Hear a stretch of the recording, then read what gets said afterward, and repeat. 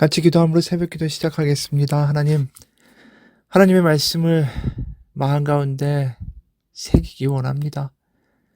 오늘도 말씀 가운데 역사하시고 살아계신 하나님의 음성이 우리의 심령 가운데 들려지기 원하고, 하나님과 함께 동행하며 살아가는 오늘 하루가 복된 하루가 되게 도와주옵소서. 예수님 이름 받들어 기도합니다. 아멘. 오늘 말씀은 역대상 3장 1절에서 4장 43절까지 말씀입니다. 역대상 3장 1절에서 4장 43절까지의 말씀입니다. 다윗이 헤브론에서 낳은 아들들은 이러하니 뭇 아들은 암논이라. 이스라엘 여인 아히노암의 소생이요, 둘째는 다니엘이라. 갈멜 여인 아비가일의 소생이요, 셋째는 압살롬이라. 그스루왕 달메의 딸 마아가의 아들이요, 넷째는 아도니아라. 핫깃의 아들이요, 다섯째는 스바디아라. 아비달의 소생이요, 여섯째는 이드르암이라. 다윗의 아내 에글라의 소생이니 이 여섯은 헤브론에서 나왔더라. 다윗이 거기서 7년 6개월을 다스렸고 또 예루살렘에서 33년을 다스렸으며, 예루살렘에서 그가 낳은 아들들은 이러하니 시므아와 소밥과 나단과 솔로몬 네 사람은 다 암미엘의 딸 바수아의 소생이요, 또 이팔과 엘리사마와 엘리벨렉과 노가와 네벡과 야비아와 엘리사마와 엘라다와 엘리벨렛 아홉 사람은 다 다윗의 아들이요, 그들의 누이는 다말이며 그 외에 또 소실의 아들이 있었더라. 솔로몬의 아들은 르호보암이요, 그의 아들은 아비야요, 그의 아들은 아사요, 그의 아들은 여호사밧이요, 그의 아들은 요람이요, 그의 아들은 아하시야요, 그의 아들은 요아스요, 그의 아들은 아마샤요, 그의 아들은 아사라요, 그의 아들은 요담이요, 그의 아들은 아하스요, 그의 아들은 히스기야요, 그의 아들은 므낫세요, 그의 아들은 아몬이요, 그의 아들은 요시야이며, 요시야의 아들들은 맏아들 요하난과 둘째 여호야김과 셋째 시드기야와 넷째 살룸이요. 여호야김의 아들들은 그의 아들 여고냐, 그의 아들 시드기야요. 사로잡혀간 여고냐의 아들들은 그의 아들 스알디엘과 말기랑과 부다야와 세나살과 여가мя와 호사마와 느바자요. 부다냐의 아들들은 스룹바벨과 시므이요. 스룹바벨의 아들은 무술람과 하나냐와 그의 매제 슬로믹과 또 하수바와 오헬과 베레갸와 하사냐와 유삽헤셋 다섯 사람이요. 하나냐의 아들은 블라다와 여사야요. 또 르바야의 아들 아르난의 아들들 오바다의 아들들 스가냐의 아들들이니 스가냐의 아들들은 스마냐요. 스마야의 아들들은 핫두스와 이갈과 바리야와 느아랴와 사반 여섯 사람이요. 느아랴의 아들들은 에료에네와 히스기야와 아스리감 세 사람이요. 에료에네의 아들들은 호다위야와 엘리야십과 불랴야와 아쿠과 요하난과 들라야와 아난이 일곱 사람이더라. 유다의 아들들은 베레스와 헤스론과 갈미와 훌과 소발이라. 소발의 아들 르아야는 야핫을 낳고, 야핫은 아우메와 라핫을 낳았으니 이는 소라 사람의 종족이며, 에돔 조상의 자손들은 이스라엘과 이스마와 이스바와 그들의 매제 하술렐보니와 그들의 아버지 분우엘과 후사의 아들 에셀이니 이는 다 베들레헴의 아버지 에브라다의 맏아들 훌의 소생이며, 드고아의 아버지 아수울의 두 아내는 헬라와 나하라라. 나하라는 그에게 아우상과 헤벨과 데브니와 하야하스다리를 낳아주었으니 이는 느아랴의 소생이요. 헬라의 아들들은 세렉과 이소할과 에드난이며, 고스는 아눕과 소베바와 하룸의 아들 아하엘 종족을 낳았으며, 야베스는 그의 형제보다 귀중한 자라. 그의 어머니가 이름하여 이르되 야베스라 하였으니 이는 내가 수고로이 낳았다 함이었더라. 야베스가 이스라엘 하나님께 아뢰어 이르되 주께서 내게 복을 주시려거든 나의 지역을 넓히시고 주의 손으로 나를 도우사 나로 환난을 벗어나 내게 근심이 없게 하옵소서 하였더니 하나님이 그가 구하는 것을 허락하셨더라. 수아형 글룹이 무힐을 낳았으니 무힐은 에스돈의 아버지요, 에스돈은 베드라바와 바세아와 이르나하스의 아버지 드인나를 낳았으니 이는 다 레가 사람이며, 그나스의 아들들은 운니엘과 스라야요. 운니엘의 아들은 하다시며, 무오노데는 오브라를 낳고, 스라야는 요압을 낳았으니 요압은 게하라심의 조상이라. 그들은 공장이었더라. 여분의 아들 갈렙의 자손은 이루와 엘라와 나온과 엘라의 자손 그나스요. 여할렐렐의 아들은 십과 시바와 디리아와 아세렐이요. 에스라의 아들들은 예델과 메렉과 에벨과 얄론이며, 메렛은 미리암과 삼메와 에스드모아의 조상 아스바를 낳았으니 이는 메렛이 아내로 맞은 바로의 딸 비디아의 아들들이며 또 그의 아내 여후디아는 그돌의 조상 에렉과 소고의 조상 헤벨과 사너의 조상 여구디엘을 낳았으며 나함의 누이인 호디아의 아내 아들들은 가미 사람 그일라의 아버지와 마아가 사람 에스드모아며 시몬의 아들들은 암몬과 린나와 베나냥과 딜론이요 이시의 아들들은 소액과 소액이더라.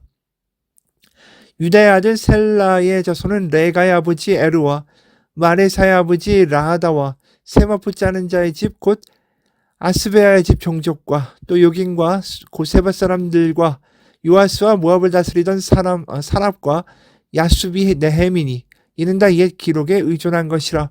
이 모든 사람은 토기장이가 되어 숲을과 산을 가운데 거주하는 자로서 거기서 왕과 함께 거주하면서 왕의 일을 하였더라. 아멘. 오늘부터 역대상인데 수많은 낯이 익지 않은 낯선 이름들이 가득하게 나옵니다. 족보가 연달아 나오고 아들들은 누가 낳았고 하면서 수많은 이름들이 연달아 나오는데 우리가 이런 이름을 보면서 그냥 이름이구나 하기 전에 이 이름들이 왜 이렇게 기록되었고 왜 하필이면 이 여러 가지의 지파들이 있는데 그리고 여러 사람들이 성경에 등장하는데 다윗과 솔로몬과 유다 지파의 이야기들을 이렇게 주로 하고 있는가? 그 모든 족보에는 그 당시의 사고방식과 분명한 의도가 숨어 있다라는 거죠. 그렇기 때문에 우리가 알고 있는 조선시대의 그냥 족보와는 좀 다릅니다. 다시 말해서 의도적으로 이 믿음의 씨와 하나님의 뜻에 따라 살아가는 믿음의 자손들을 기록하고 있다라는 거죠. 그래서 이 믿음을 추적하고 있는 연대기라고 봐야 된다라는 겁니다. 그래서 12명의 야곱의 아들들이 있지 않습니까? 12지파가 있는데도 불구하고 유다의 자손들이 이렇게 등장하고 그 다음에 다윗과 갈렙의 족보가 등장하고 있다라는 사실이에요. 그러니까 이 역대기라는 책 자체가 이 남유다가 패망하고 나서 이들이 이제 바벨론에 끌려가게 되죠. 그 이후에 이제 과거의 역사를 기록하면서 그들이 과거를 다시 한번 회상하면서 기록한 책입니다. 다시 말해서 이 나라가 패망한 이유가 분명히 하나님께 돌아가야 되는데 하나님을 저버리고 이 믿음에서 실족해서 우리가 이렇게 되었다라는 것을 인정하고 잘 아는 거죠. 그렇기 때문에 우리 조상들 중에 믿음의 연대기를 찾아보자. 믿음의 자손을 찾아보자. 믿음의 대를 잇는 인물들을 한번 우리가 기록해보자. 그게 이 족보의 이유였다라는 거죠. 그러다 보니까 이 유다 지파, 특히 다윗과 솔로몬, 이 다윗 왕조에 대한 이 족보가 강조될 수밖에 없고 또 특히 이제 나중에 보면 레위인들, 제사장 가문들에 대한 족보가 유난히 강조됩니다. 그건 뭐냐면 지금 바벨론에 의해서 모든 것이 파괴되고 다른 나라에 와서 더 이상 성전에서 제사를 드릴 수가 없게 된 거 아닙니까? 그러니까 다시 우리가 레위인, 제사장 지파를 중심으로 다시 예전에 우리가 예루살렘에서 드렸던 성전에서의 제의와 제사와 모든 절차를 회복하자. 그것을 잊지 말자. 우리에게 하나님이 다시 한번 예루살렘으로 우리를 부르실 때에 우린 다윗 왕조의 영광을 회복할 것이고 그곳에서 다시 한번 예루살렘 성전에서 하나님께 제사드리는 날이 오고야 말 것이다. 그렇기 때문에 우리 기억하자. 우리가 누구의 후손이고 어떻게 제사를 드렸고 어떤 사람들이 제사장의 후손이었는가를 기억하자. 이런 의미까지 같이 들어있는 거죠. 그래서 유다 지파의 후손들을 쫙 따라가다 보면 또 뭐가 눈에 띄냐 하면 이 성막을, 그러니까 성전 이전에 성막도 짓고 성전도 짓지 않습니까? 솔로몬 때 성전을 지었으니까요. 그 성막을 건설할 때 종사했던 사람들의 이름, 또 성전을 지었을 때의 사람의 이름, 그리고 나중에 포로에서 되돌아가서 이제 제2성전을 짓게 되죠. 예루살렘에. 그때 이바지하는 사람들의 이름까지도 다 등장하고 있다라는 거예요. 그러니까 이 실제로 기술을 써서 건물을 짓고 했던 이런 장인들, 공인들의 이름들, 또 제사장들과 레위인들의 이름, 또 다윗 왕조의 이름들 이렇게 다 기록되어 있다라는 거죠. 그러다 보니까 12지파 중에서 다른 지파들에 대한 족보와 기록은 미비하다라는 거예요. 그래서 오늘 3장에서도 다윗의 자손들을 유난히 강조해서 언급하죠. 바로 이 역대기 족보의 굉장히 중요한 정점입니다. 하나님이 세우신 400년에 걸쳐서 이어졌던 다윗 왕조였고, 또 다시 그 다윗의 후손을 통해서 하나님의 영광을 다시 예루살렘과 그 가나안 지역에 회복시키시니 바로 하나님이시기 때문입니다.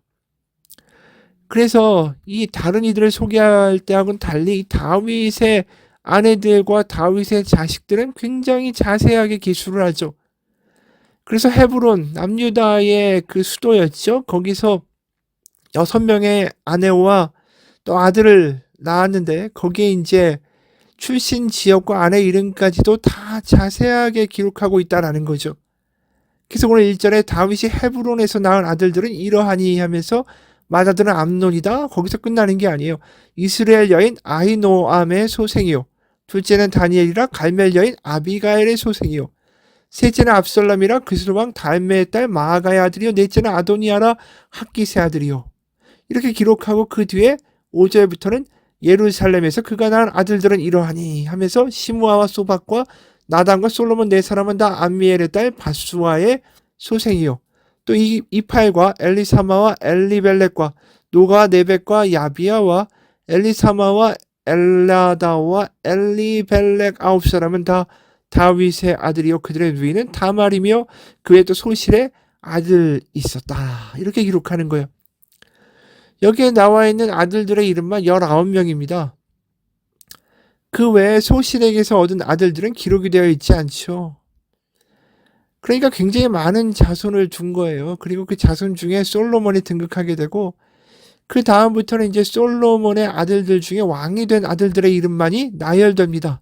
그렇게 해서 쭉 가다가 15절이 되면 요시아의 아들들은 맏아들 요하난과 둘째 요아야김과 셋째 시드기야와 넷째 살루미요. 이러면서 첫째부터 넷째 아들의 모든 이름이 나열되죠. 왜냐하면 이들이 결국 남유다의 마지막 왕들로 결국은 형제끼리 왕을 바꿔서 하게 됩니다. 왜냐하면 계속 애굽이 들어오고 바벨론이 들어오면서 허수아비 왕들을 계속 세워요. 그러면서 그 형제들을 갈아치웁니다. 그러면서 이들이 제대로 정치를 했으면 모르겠는데 여기 나와 있는 이 아들들이 싹 다 결국 남유다가 패망하는데 아주 일조를 했습니다. 왜냐하면 하나님께 돌아가자는 신앙이 아니라 바벨론이 좀 약해지면 애굽에 의지하고 애굽이 강해질 것 같으면 또 반대로 그 양쪽에 양다리를 걸치면서 그때에 따라서 외교 정책을 어떻게 펼쳐갈까 하면서 특히 애굽에 치우치는 정책을 하면서 결국 바벨론에 의하여 나라가 멸망하게 되는 거죠. 그러니까 하나님을 의지한 게 아니라 애굽을 의지하고 강대국을 의지하고 또 바벨론이 왔을 때 거기에 납작 엎드려서 우리가 충성을 다하겠다고 말하고 그랬던 사람들이었던 거예요. 그런데 이 사람들의 이름을 굳이 기록한 이유가 뭐냐 하면 결국은 이 사람들을 통해서 또 누가 등장하냐면 17, 18절에서 여고냐의 7아들이 등장합니다. 17, 18 사로잡혀간 여고냐의 아들들은 그 아들 스알디엘과 말기란과 부자와 세네살과 여감야와 호사마와 느다바요 그리고 부다의 아들들은 스룹바벨과 시므이요 스룹바벨의 아들은 무술람과 하나냐와 그의 매제 슬로믹과 이렇게 나오는데 여기 아주 유명한 이름이 등장하죠. 스룹바벨. 그러니까 결국 이 스룹바벨이라는 이름을 기록하기 위해서 앞에 이제 여러 사람들의 이름이 등장한 거예요. 그러니까 스룹바벨이 어떤 사람이냐면 남유다 포로들이 이제 바벨론이 그 나라를 멸망시키고 끌려간 사람들 아닙니까? 그러다가 이제 바벨론도 결국 망하게 되고 페르시아, 바사라고 이제 성경에 기록되어 있는데 페르시아의 왕인 고레스가 포로 귀환 칙령을 내립니다. 그래서 고향으로 돌아가게 되죠. 그러면서 이들이 이제 고향에 와서 솔로몬 성전의 기초 위에다 다시 성전을 건축하기 시작하죠. 근데 성전 건축이 쉽지가 않습니다. 우리가 느헤미야서를 봐도 사마리아 사람들이 계속 반대를 해서 성벽 건축도 힘들었잖아요. 성전 건축도 쉽지 않고 또 이스라엘 사람들도 자신들이 먹고 살아야 되니까 이 생업에 매달리다 보니까 성전 건축이 계속 느려지는 거예요. 그러다 예언자 학개와 스가랴가 이제 하나님의 뜻이다. 성전을 재건해야 된다. 그렇게 해가지고 결국 성전이 완공됩니다. 근데 이 성전이 완공될 때까지 가장 큰 역할을 하는 사람이 누구냐 하면 총독이었어요. 그러니까 페르시아에서 파견한 총독, 그 사람이 바로 스룹바벨이었습니다. 다윗 왕가의 후손이었던 스룹바벨. 그래서 제2성전을 흔히 스룹바벨 성전이라고도 부른다라는 거죠. 그래서 학개서 2장을 보면 이런 말씀도 나옵니다. 학개서 2장 4절에서 9절까지 말씀이에요. 학개서 2장 4절에서 9절. 그러나 여호와가 이르노라 스룹바벨아 스스로 굳세게 할지어다 여호사닥의 아들 대제사장 여호수아야 스스로 굳세게 할지어다 여호와의 말이니라. 이 땅 모든 백성아 스스로 굳세게 하여 일할지어다. 내가 너희와 함께하노라 만군의 여호와의 말이니라.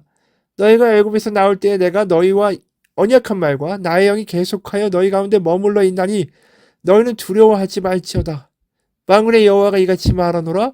조금 있으면 내가 하늘과 땅과 바다의 육지를 진동시킬 것이요 또한 모든 나라를 진동시킬 것이며 모든 나라의 보배가 이르리니 내가 이 성전의 영광이 충만하게 하리라. 만군의 여호와의 말이니라. 은도 내 것이요 금도 내 것이니라. 만군의 여호와의 말이니라. 이 성전의 나중 영광이 이전 영광보다 크리라. 만군의 여호와의 말이니라. 내가 이곳에 평강을 주리라. 만군의 여호와의 말이니라. 여기에 바로 스룹바벨이라는 사람의 이름이 나오죠. 이 이름을 기록하기 위해서 그렇게 족보가 복잡하게 나왔던 거예요. 그리고 이미 말한 대로 이 제사장 가문, 여기 대제사장 여호수아야 또 스룹바벨아 굳세게 할지어다 하는 이 제사장의 가문의 족보도 역시 나중에 등장하겠죠. 그러니까 역대기 족보는 다시 말해서 나라가 패망한 이후에 다시 돌아와서 이들이 성전을 건축하고 그것이 믿음 가운데 다시 한번 하나님 앞에 섰을 때 하나님이 그들을 잊지 아니하시고 결국 다시 그 영광이 충만하게 할 것이다라는 하나님의 약속의 말을 듣고 기억하면서 다시 한번 과거를 바라보는 거죠. 다시 한번 믿음을 되새기는 거예요. 우리가 어떻게 믿음으로 지금까지 왔고 우리가 실족했지만 그럼에도 불구하고 하나님이 어떻게 믿음을 끊이지 않고 우리 가운데 이끌어 오셨으며 우리의 믿음의 열심보다 하나님의 열심으로 인해서 우리가 지금 이렇게 나라가 망했지만 다시 이곳에 믿음의 대를 이어 성전을 짓고 하나님을 찬양하게 될 수 있었다. 이게 하나님의 역사고 하나님의 영광이다. 믿음의 사람들의 이름을 보라. 이 이야기라는 거죠. 그래서 사실은 우리가 역대기가 어디서 시작하냐면 이 아담에서 시작합니다. 아브라함도 아니고 아담 때부터 시작한 하나님의 창조 역사가 어떻게 그 열심이 지금까지 한 번도 끊이지 않고 그래도 끊긴 것 같이 보여도 하나님이 결국은 이어가시면서 하나님의 열심으로 알물이 엉망이었다 할지라도 그들을 이끌으셔서 지금까지 오셨다라는 게 이 책의 이름들과 이 책의 내용들을 보면서 이게 느껴지는 거예요. 하나님 일하시는구나. 하나님 포기하지 아니하시는구나. 하나님이 끝까지 만드시는구나. 이걸 느끼게 되는 거죠. 역대기 책을 읽으면서. 그리고 4장을 지나가게 되면 유다 지파의 다윗을 제외한 다른 사람들의 족보가 이어져요. 거기에 이 유다 지파가 장자 지파가 돼서 얼마나 큰 복을 허락하셨는가. 그리고 이들이 얼마나 큰 그 헌신을 하면서 당의 그 기술자와 사사 다 하나님의 그 나라를 만들고 성전을 만드는데 이바지했는가. 그리고 이어서 시므온 지파의 족보가 간단하게 나오긴 하는데 이건 유다 지파의 어떤 번영이나 영광을 따라갈 수 없다라는 게 상대적으로 느껴질 정도로 초라하게 나오죠.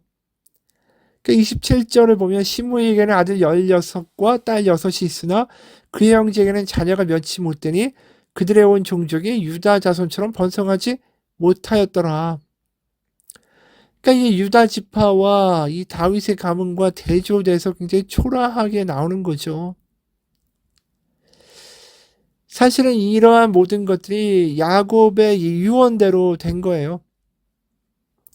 창세기 49장을 보면 야곱이 죽으면서 이런 유언을 합니다. 49장 5절에서 7절이에요. 시몬과 레위는 단짝 형제다. 그들의 휘두르는 칼은 난폭한 무기다. 나는 그들의 비밀 회담에 들어가지 않으며 그들의 회의에 끼어들지 않을 것이다. 그들은 화가 난다고 사람을 죽이고 장난삼아 소의 발목 힘줄을 끊었다. 그 노여움이 혹독하고 그 분노가 맹렬하니 저주를 받을 것이다.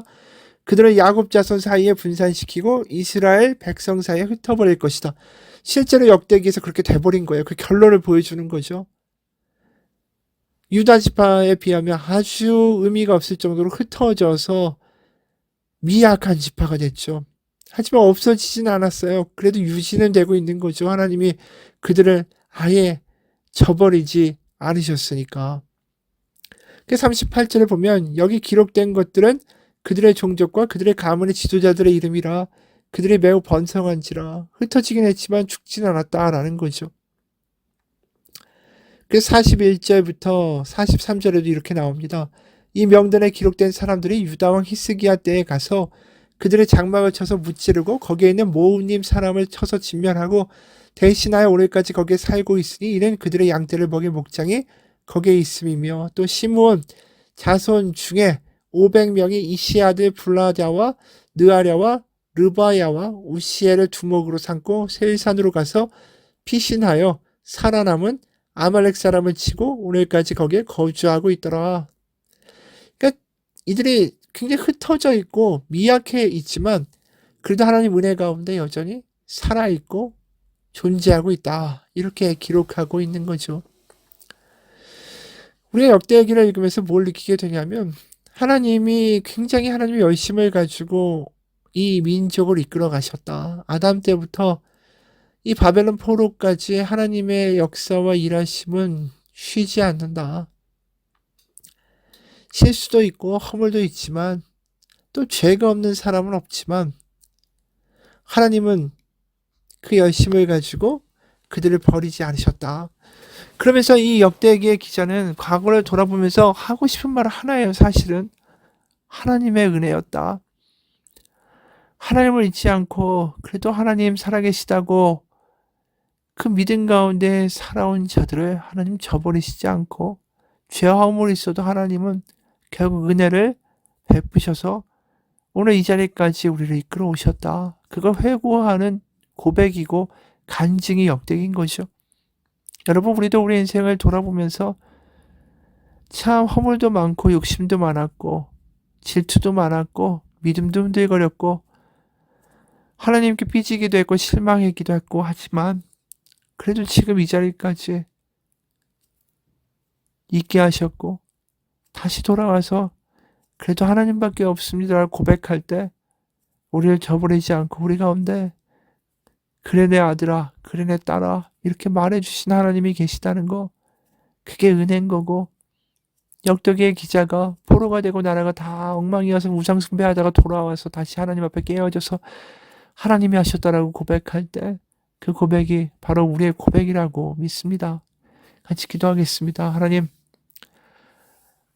세월이 가고 날이 가면 갈수록 나이를 먹을수록 우리의 연약함을 고백할 수밖에 없고 우리의 연약함을 모르고 내 멋대로 살아가던 그 과거를 그 죄악들을 덮어주시고 지금도 여전히 나를 사랑하고 계신 하나님 아버지를 만나게 됩니다. 모든 게 은혜입니다. 은혜 가운데 살아가는 인생 우리 세상 끝날까지 은혜 가운데 머무는 인생 되게 도와주옵소서. 예수님 이름 받들어 기도합니다. 아멘.